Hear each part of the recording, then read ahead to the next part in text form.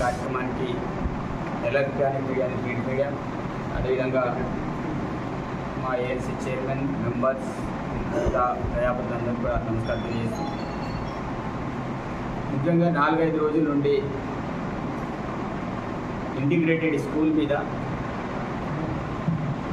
ఒక రకమైన రాద్ధాంతాన్ని సృష్టిస్తూ ఈ ప్రాంతానికి ఎమ్మెల్యేలో అన్యాయం చేసిందని, లేకపోతే ఈ ప్రాంతాన్ని వెనుకకి నెట్టేస్తాడని అనే ఆలోచనతో కొంతమంది నాయకులు కలగలిపి వారందరినీ కూడా ఉసిగొల్పి మరి ప్రత్యేకమైన కార్యక్రమాలు చేపడతారు. ముఖ్యంగా ఈ ప్రాంత ప్రజలందరూ కూడా నేను విజ్ఞప్తి చేస్తున్నాను. నాకు ఈ ప్రాంతం ఆ ప్రాంతం అనేది నాకు భేదం ఏం లేదు. నియోజకవర్గం ప్రజలందరూ కూడా నాకు అందరూ కూడా సమానులే. నియోజకవర్గం పేరు మీద వస్తాయి. నియోజకవర్గంలో ఎక్కడైనా ఏమైనా సంస్థలను స్థాపించవచ్చు, ఇండస్ట్రీస్ కావచ్చు, ఇంకా పాఠశాలలు కావచ్చు, ఇంకేమైనా కావచ్చు, మనం చేసుకునే అధికారం ఉంది. వాస్తవంగా ఇంటిగ్రేట్ విషయం వచ్చేసరికి మనకు మొదటి విడతలో రావాల్సిన పాఠశాల సెకండ్ విడతలో వచ్చింది. మనకు మొదటి విడతనే ఎందుకు రాలేదో మనం ఒకసారి ఆత్మవిమర్శన చేసుకోవాలి. ఎప్పుడైతే గౌరవ ముఖ్యమంత్రి రేవంత్ రెడ్డి గారు డిక్లేర్ చేసిన వెంటనే ఇమీడియట్లీ ల్యాండ్ చూడమని కలెక్టర్ గారికి కావచ్చు, కన్సర్న్ ఎంఆర్ గారికి కావచ్చు, ఆర్టీఓ కావచ్చు నేను మాట్లాడాను. వారు ఖానాపూర్ టౌన్లో సర్వంతా కూడా చేసుకొని వాస్తవంగా గతంలో ఉన్నటువంటి రికార్డు ప్రకారం ఖానాపూర్ టౌన్లో కావచ్చు, ఏదైతే చెప్పండి సర్వే నెంబర్ కావచ్చు 110 ఎకరాలని మాట్లాడు. మరి 110 ఎకరాలు ఎవరు సేకరణ చేస్తున్నారు, ఎవరి దగ్గర కాగితాలు ఉన్నాయి, మరి వాస్తవంగా అక్కడ ఉన్న ల్యాండ్ ఎంత, ఆ భూమిని ఎవరి హాయంలో పంచింది ఎవరు, ఈ ప్రాంతంలో పాఠశాలలు ఏమైనా ఏర్పాటు చేద్దామంటే భూములు లేకుండా చేసింది ఎవరు. ఫస్ట్ ఈ ప్రాంత ప్రజలందరూ కూడా ఆ భూమిని విధ్వంసానికి పాల్పడి, సరే ఇచ్చింది గవర్నమెంటే కావచ్చు, కానీ ఎలాంటి శాంక్షన్ లేకుండా పంచింది ఎవరు. సరే శాంక్షన్ వచ్చిన తర్వాత అలొకేషన్ చేయడం లేదు, కానీ ఎలాంటి శాంక్షన్ లేకుండానే వివిధ రకాల డిపార్ట్మెంట్లకు వాళ్ళు అలొకేషన్ చేసి వాళ్ళకి హ్యాండ్ ఓవర్ చేయడం అనేది జరిగింది. ఎవరైతే హ్యాండ్ ఓవర్ చేసిన వాళ్ళ వ్యక్తులు ఎవరు, వీళ్ళ మీద మీరు ముందు తిరుగుబాటు చేయాలి, జనాలు తిరుగుబాటు చేయాలి. ఇప్పుడు అధికారంలో ఉందని ఎమ్మెల్యే మీద తిరుగుబాటు చేయడము, లేకపోతే తెలివి లేకుండా మాట్లాడము, ఇంకేం చేస్తూ ఉంటారు. వాస్తవంగా ఆ యొక్క సర్వే నంబర్లలో మొత్తం 42 మందికి సంబంధించిన ల్యాండ్ ఈక్వేషన్ కింద 76 ఎకరాల 20 గుంటలు మన పొజిషన్లో ఉన్న ల్యాండ్. అది వాస్తవం. తప్పకుండా ఆధారాలతో సహా కాగితాలతో సహా మాట్లాడాలి. మేము లీడర్లమని గల్లరెగిరి మాట్లాడడం కాదు. లీడర్గిరి చేసేటోడు ఫస్ట్ కాగితాలు చూసుకోవాలి. అదేవిధంగా మీ హయాంలో వివిధ డిపార్ట్మెంట్లకు విచ్చలవిడిగా మీరు ల్యాండ్ అలొకేషన్ చేశారు. ఏ బేస్ మీద మీరు అలొకేషన్ చేశారు? అప్పుడు గవర్నమెంట్ మాది కాదు కదా. ఏ అర్హతతో చేశారు మీరు? ఆ డిపార్ట్మెంట్ల పేర్లు కూడా చెప్తాను, వరుసగా చెప్తాను, ఎందుకంటే చూసి చెప్పాలి కాబట్టి వరుసగా చెప్పాలి. ఎవరెవరికి ఎంత ల్యాండ్ అలొకేషన్ చేశారు. నాటకం దేనికోసం? రేపు ఎలక్షన్లు వస్తున్నాయి కాబట్టి ఎలక్షన్ల వీళ్ళు మేమేదో ఈ ప్రాంత ప్రజల కోసం పాకులాడుతున్నాం, మేమేదో పోరాట వీరులం, మేము చేసి ఏదో అవుతుందని వాళ్ళు చేసినటువంటి ప్రయత్నం. అంటే ఉన్న వాళ్ళందరూ కూడా పనికిరాని వాళ్ళు అన్నట్టు, వాళ్ళేదో పెద్ద పనిగచ్చేటోళ్ళు వాళ్ళు అన్నట్టు. వీళ్ళు ఇక్కడ ఉన్న వాళ్ళు వేదిక మీద ఉండటాలు ఇప్పుడు మేము నడిపించేది మేము నాయకులు కానట్టు, వాళ్ళేదో పెద్ద నాయకులు అన్నట్టు. మరి మీ హయాంలో బస్ డిపోకి కేటాయించారు, సబ్ రిజిస్టర్ ఆఫీస్కి కేటాయించారు, గోడౌన్కి కేటాయించారు, mini stadium, degree college, model school, police quarters, court complex, fire station, gravy yard, BC boys hostel, 2 BHK హౌజెస్కి, అదేవిధంగా గిరిజన Bhavan, MLSP point godown, Ambedkar Bhavan, అదేవిధంగా 100 బెడెడ్ హాస్పిటల్. ఇది మొత్తం 75 ఎకరాలు మొత్తం కూడా అస్సలు భూమి లేకుండా మొత్తం కూడా వీళ్ళకి ఆక్యుపై చేసింది మైనారిటీ వీళ్ళందరికీ. ఇప్పుడు వీళ్ళకి అలొకేషన్ చేసిన ల్యాండ్ని ఏ రకంగా మనం తిరిగి తీసుకుంటాం అంటే వీళ్ళకు అలొకేషన్ చేసేటప్పుడు సోయలేదా,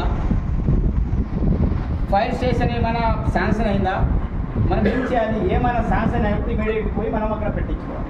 వీళ్ళు ఏం చేశారు, అందరికి అలొకేషన్ చేశారు, మైనారిటీ వాళ్ళకి వీళ్ళకి వాళ్ళకి అందరికీ అలొకేషన్ చేసేసారు. ఇప్పుడు ఏం పెడతారు, నేను ఇప్పుడు మైనారిటీ ల్యాండ్ ఇస్తే అడిగితే మాకు ల్యాండ్ ఇక్కడ చూపెడతారని అడుగుతాను. ఫైర్ స్టేషన్ వాళ్ళు అడుగు సరే సార్ నాకు ఇక్కడ చూపెడతారంటారు, నేను ఎక్కడే ల్యాండ్ చూపెట్టాలి చెప్పండి. చేసేదంతా చేసి తప్పులు చేసి ఈరోజు ఈ ప్రాంతంలో ఇంటిగ్రేటెడ్ స్కూల్ ఉండకుండా చేసేది కారకులు వాళ్ళు. వీళ్ళని ప్రోద్బలంతో కొంతమంది నాయకులు నడిపిస్తారు. మేమంటున్నా మీరు బీజేపీ బీఆర్ఎస్ వాళ్ళు మాట్లాడుతున్నారు కదా, మీకు ఎవరైతే దమ్ముంటే మీ ఇన్ఛార్జ్లని మాట్లాడమని చెప్పండి. నేను మీకు కౌంటర్ ఇచ్చే స్థాయి నాది కాదు.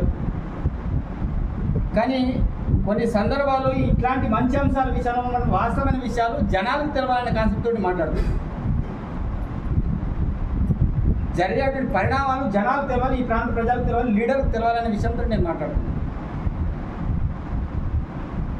దొంగతనాలు చేసి దొంగలాగా వ్యవహరించిన వాళ్ళు, భూమి అంతా కబ్జాలు చేసి ఇది చేసిన వాళ్ళు ఈరోజు రోడ్డు మీద చేసేదో ఈ ప్రాంత న్యాయం కోసం మాట్లాడితే మనం ఏం కనుక్కోవాలి. ఈ ప్రాంతానికి ఆ 10 సంవత్సరాలు ఏం తీసుకొచ్చారు, సదర్ మాస్టర్ ఇక్కడ ఎందుకు కట్టలేకపోయారు, ఎందుకు పైకి వెళ్ళిపోయింది,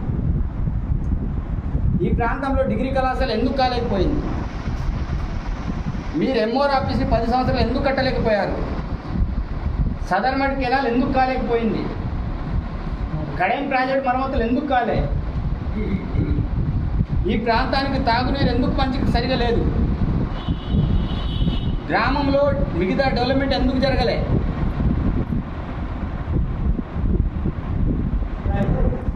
తప్పకుండా పేపర్ రూపంలో కాగితాలు ఉండాలి.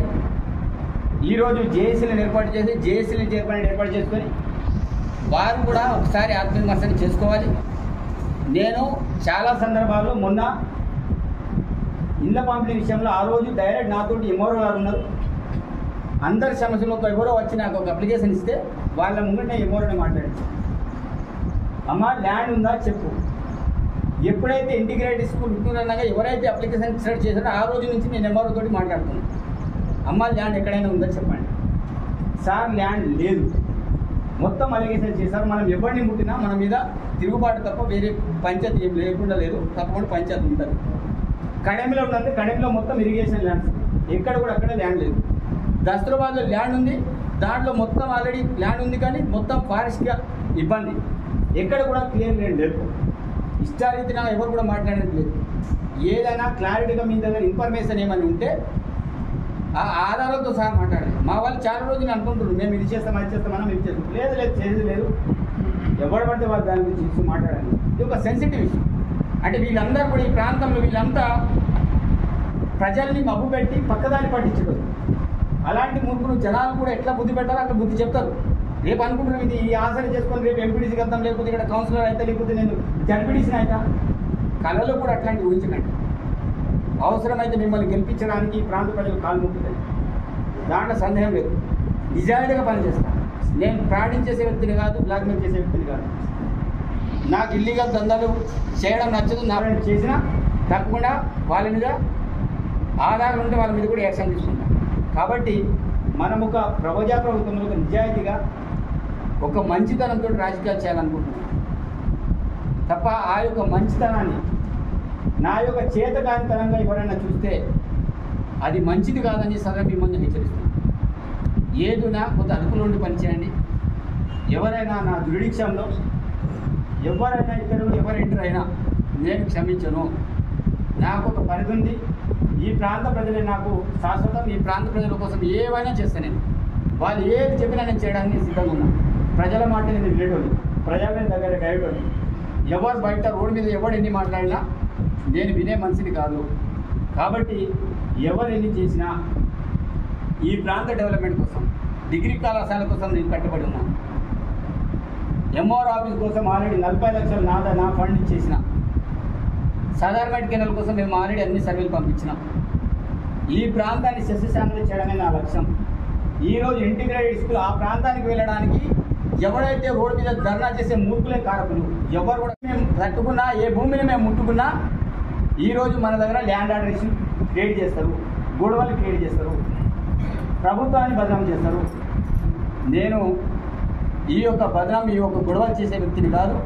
నేను ముందు నుంచి కూడా ఈ ప్రాంతంలో పాఠశాలలు ఉండాలని కోరుకునే వ్యక్తిగా, నేను ఈ ప్రాంతమే కాదు ఏ ప్రాంతంలో ఇక్కడ ఏం అవసరం నా ప్రాంతాన్ని చేయాలనే సంకల్పంతో ఉన్న వ్యక్తిని. కాబట్టి 100% ఈ ప్రాంత ప్రజలు నేను మాటిస్తున్నాను. వీళ్ళకి నేను మాట, ఈ రోడ్డు మీద తిరిగే వీళ్ళకి నేను మాటించడం కాదు. ఏదో నా జనాలకు నేను సమాధానం చెప్తాను. జనాలు నా చదివితే నేను తప్పకుండా వాళ్ళకి నేను మాటిస్తున్నా. ఈ ప్రాంత డెవలప్మెంట్ అయిన లక్ష్యం. ఈరోజు ఈ ప్రాంతానికి విషయానికి కారకులు వీళ్ళు రోడ్డు మీద తిరిగేటోలే. మిగతా ఎవరైతే ఈ ప్రాంతం నుండి మేము ఆదినాయకులని చెప్పేటోలే ఈ ప్రాంతానికి వెనుకబాటుతనానికి నెట్టడానికి కారకులు వాళ్ళైరు. నేను తప్పకుండా మాటిస్తున్నా. ఖానాపూర్ని అందంగా తీర్చిదిద్దడం నా బాధ్యత. రోడ్ వేడింగ్ పనులు కూడా ఎవడైతే పాత కాంట్రాక్ట్ని క్యాన్సిల్ చేస్తున్నాం, కొత్త కాంట్రాక్ట్ విత్ ఇన్ 10 days లోపల కొత్త కాంట్రాక్ట్ వస్తాడు. ఆ పనులన్నీ కూడా మాట్లాడతాం. ఎవరైతే కోడి కీసులు ఉన్నారో, నారాయణ గారు కావచ్చు, మిగతా సోదరులు ఎవరైతే ఉన్నారో వాళ్ళతోటి నేను పర్సనల్గా కూర్చొని నేను కూడా మాట్లాడతా. వాళ్ళని కూడా గమనించేస్తా. వాళ్ళని కూడా 2 చేతులు ఎత్తి నేను విజ్ఞాపన కూడా చేస్తున్నాను. డెవలప్మెంట్ విషయంలో ఎవరు కూడా అడ్డుకోకండి. దానివల్ల పేరు వచ్చేది, ఈరోజు మనకు చెడు పేరు వచ్చేది. అది ఇతను చేయడం వల్ల ఈ పని ఆగిందని పేరు వస్తుంది. కాబట్టి మీకు అట్లాది కాదు. మీరు కూడా నన్ను చాలా రకాలుగా ఎంక్వైరీ చేసుకొని నేను మాట్లాడుతున్నాను. కాబట్టి మీరు కూడా అట్లాంటివి కాదు. తప్పకుండా అభివృద్ధిని కోరుకునే వ్యక్తులుగా మీరు కూడా సంపూర్ణమైన సహకారం ఇవ్వాలి. డెవలప్మెంట్ విషయంలో ఇప్పటికే నేను 15 కోట్లకు సంబంధించిన ప్రపోజల్ని నేను తయారు చేయడం అనేది జరిగింది. 15 కోట్లతో త్వరలోనే మిగతా డెవలప్మెంట్ కార్యక్రమాలు చేపడుతున్నాం. అదేవిధంగా అమృత్ 2 కింద 22 కోట్లతోటి ఇక్కడ తాగునీరు కోసం అన్ని ప్లానింగ్ పనులు నడుస్తున్నాయి. కొన్ని పనులు జరుగుతూనే ఉన్నాయి. సీసీ రోడ్ 4 కోట్ల 80 కోట్లతోటి పనులు నడుస్తున్నాయి. మేము 20 లక్షలతోటి బోర్వెల్ వేసినాం. ఇంకా చాలా చేస్తూనే పోతాం. ఇక్కడ నేను చాలామంది అంటారు ఎమ్మెల్యే ఇక్కడ ఉండడు, పండడు. ఇప్పటి నుంచి పండన ఎక్కడ ఉన్నా సరే దేవుడు అనేవాడు మనకు ప్రత్యక్షంగా కనబడకపోయినా దేవుడు అనేవాడు ఎక్కడైనా మనం చూసుకునే ఉంటారు. కాబట్టి రేవంత్ రెడ్డి గారు ఈ ప్రాంతం మీద ప్రత్యేకమైన శ్రద్ధతోటి ప్రత్యేకమైన నిధులు కావచ్చు అన్ని రకాలుగా చేస్తూ పోతున్నారు. కాబట్టి ఎవరు కూడా బయట చేసే వ్యక్తుల విషయంలో ఎవరు కూడా అపార్థం చేసుకుంటారు. ముఖ్యంగా నా విషయంలో కొంతమంది కాన్సెన్స్ అట్ అవుతుంది. అందుకు ఎమ్మెల్యే గారు ఇది నా ఉద్దేశం. ఎక్కడ కాన్సెన్స్ ఉన్నా ఎక్కడైనా నేను అట్లాంటి వ్యక్తిని కాదు. నేను పార్టీలకు అతీతంగా డెవలప్మెంట్ కోరుకునే వ్యక్తిని. నా దగ్గర వచ్చేటోళ్ళు చాలామంది బీజేపీ వాళ్ళు వచ్చి పనిచేసి పోతున్నారు, బీఆర్ఎస్ వాళ్ళు వచ్చి నా దగ్గర పనిచేసి పోతున్నారు. కానీ నేను ఆ పార్టీ ఈ పార్టీ అనేది చూసే వ్యక్తిని కాదు. ఇళ్ళ విషయం కూడా చాలా పారదర్శకంగా జరిగింది. 2 రోజులు ఇక్కడ లింగపూర్లో ధర్నాలు చేశారు. అది కూడా వాంటెడ్లీ చేయిస్తున్నారు. ఇవన్నీ కూడా కొంతమంది తెర వెనుకుండి నడిపిస్తున్నారు. నేను మళ్ళా చెప్తున్నా, మీకు ఏవైనా ఇళ్ళ విషయంలో అభ్యంతరాలు ఉంటే మీరు లిఖితపూర్వకంగా సార్ పతానికి ఇతనికి ఇల్లుంది ఇతనికి ఇవ్వకండి అని రాసిస్తే అతని ఇల్లు క్యాన్సిల్ చేసి ఇంకొకటికి ఇచ్చే బాధ్యత నాది. కానీ జెన్యున్గా ఉండాలి. కానీ ఓవరాల్గా చెప్తే నేను బదనామవుతా సార్ అంటే చెప్తే బదనామవుతా అంటే అక్కడ క్లారిటీగా వాళ్ళు కరెక్ట్గా ఇల్లు ఇచ్చినట్టే లెక్క. చెప్పడానికి ముందు రావడానికి భయపడతారు. కాదు అతనికి ఇల్లు ఉందని చెప్తారు. రాతపూర్వకంగా రాసిమంటే ఇయ్యరు. రాతపూర్వకంగా రాసివ్వండి, ఇమీడియట్లీ ఎంక్వైరీ చేస్తా. ఎవడైతే ఇల్లు ఉన్నవాడు 100% క్యాన్సిల్ చేస్తున్నారు. ఇప్పుడు కూడా మీడియా ముఖంగా నేను మాట్లాడుతున్నాను. కాబట్టి ఇట్లాంటి అంశాల మీద ఇలాంటి అంశాలు ఉన్నాయి. కాబట్టి మీరెవరు కూడా ఈ ప్రాంత ప్రజలు అన్యతగా భావించండి అని తెలియదు. మిగతా సోదరులకు నేను విజ్ఞప్తి చేస్తున్నా. మీరు కూడా ఎవడో తోపుగాడు చెప్తుండని మీరు చెప్పి వాళ్ళ మాటలు చెప్పి నా దగ్గర ఏదో వెటకారం చేస్తామంటే నా దగ్గర నడవదు. నేను చాలా క్లారిటీతో ఉన్నా. కాబట్టి ఎవరిని ఇది చేసి నేను భయపడే వ్యక్తిని కాదు. తప్పకుండా ఈ ప్రాంత ప్రజల కోసం నిరంతరంగా పనిచేస్తుండే ఈ సమయంలో తెలియజేస్తున్నాను. ధన్యవాదాలు. Thank you.